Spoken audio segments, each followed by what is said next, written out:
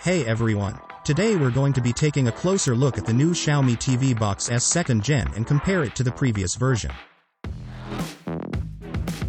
Xiaomi is known for making some affordable Android TV boxes, so we're excited to see what improvements they've made with the latest version.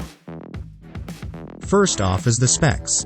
The new box is equipped with an upgraded quad-core Cortex-A55 CPU and Mali G31 GPU, which is an improvement from the previous version's quad-core Cortex-A53 CPU and Mali 450 GPU. It also has 2 GB of RAM and 8 GB of internal storage, which is the same as the previous version. Bluetooth 5.2 support had also been added along with an IR blaster.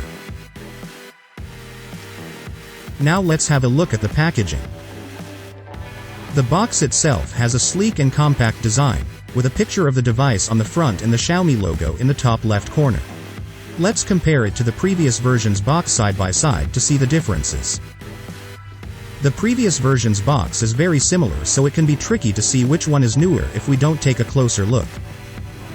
Both boxes show what's inside on the left-hand side. No differences here. At the back, it shows Android TV in the older version and Google TV in the other. The left-hand side contains the 3-step setup, but they've also added the list of key features in the newer device. But it is in the front where we can see the most notable changes. The older device says Mi Box S, while the 2nd Gen device shows Xiaomi TV Box S. The remote has also been added in the photo, unlike in the 1st Gen where only the device itself is shown.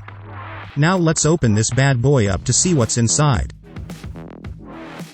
Right off the bat you'll notice that its form factor is very similar to that of the previous version. Both have matte finish, but the 1st Gen only has the Mi branding, while the latest device now has the full company name, Xiaomi, written on it.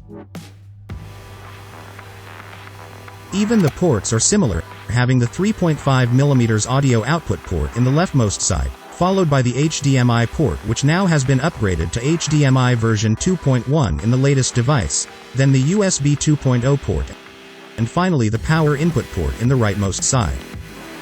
The story continues in the other sides, which remained unchanged except in the right-hand side where an HDMI label had been added. Now let's check out the rest of the contents. Here we have the product information booklet, which is pretty standard. Next is the power adapter. We have the EU version here, so it came with the rounded pins. This will differ depending on where you purchase your device from. The adapter specs is exactly the same as the previous version. Here's the previous generation's adapter in comparison. It has the 3-pin UK plug, but the input and output specs are exactly the same.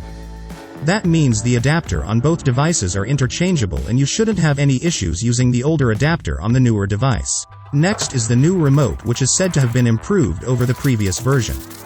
We'll talk about it in detail shortly, and we'll also compare it side by side against the previous remote so that we can see the changes. Same as previous version, the batteries are not included. And lastly, we have the HDMI cable here, which is always nice.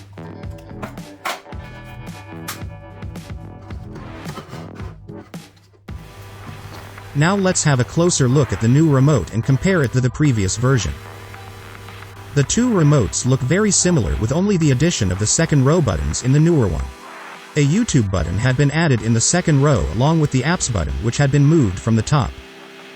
The apps button was then replaced by the new Xiaomi TV Plus button in the top left. Note though that this service is not available in all regions, so you may need to disable this button anyway, like in our case. Same as the boxes, the older remote has the Mi branding while the newer one has Xiaomi written on it. Other than that, the two remotes are fairly similar in that they have the Google Assistant mic on top. And because of the second row buttons added to the newer remote, it is a few millimeters longer than the previous version. The newer remote is about 2 to 3 grams heavier, so the difference is really negligible. We noticed though that the center of gravity changed a bit in the newer remote, which made it feel like it's more top-heavy due to its longer length.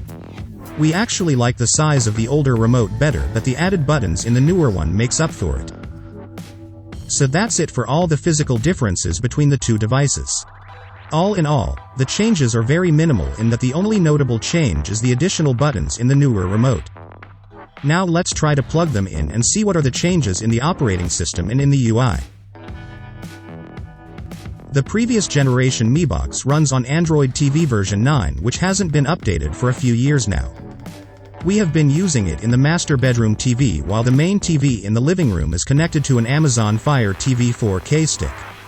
The Mi Box had received a couple of updates in the past few years, but we're starting to feel like the UI is getting a bit outdated now, and though the performance is really serviceable, it is slightly laggy at times. We also noticed that the audio stutters when using YouTube while connected to Bluetooth, which is really inconvenient, especially if you want to watch at night with your Bluetooth earphones on. Now let's have a look at the Xiaomi TV Box, which is now running Google TV, one of the latest implementations of Android TV.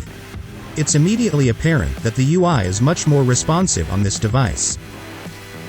The UI is also less crowded and more organized thanks to the improvements introduced by Google TV. Everything also loads and feels faster, mainly because of the better CPU and GPU on this device. The previous generation always seemed to have an underpowered CPU, which is why it feels sluggish at times. The Bluetooth audio issues that we're having in the older device is also not present here, most likely because of the upgrade to the newer Bluetooth standard. In short, because of the more powerful CPU and GPU along with Google TV and other improvements, the user experience on this device is much better compared to the previous version. The Xiaomi TV Box S 2nd Gen is a solid upgrade and is definitely worth considering. The improved specs aligns it with Google Chromecast with Google TV line of devices, and it can now even be considered if you're just looking for a new and affordable Android TV-based device. It's worth noting that the NVIDIA Shield TV is still your top option if you want the ultimate Android TV experience, but this device is not competing with that, at least with its current price point. Let us know in the comments though, if you would also want a comparison video between these devices. For now, thank you for watching this video, and please hit the like button and subscribe to our channel if you find this video useful.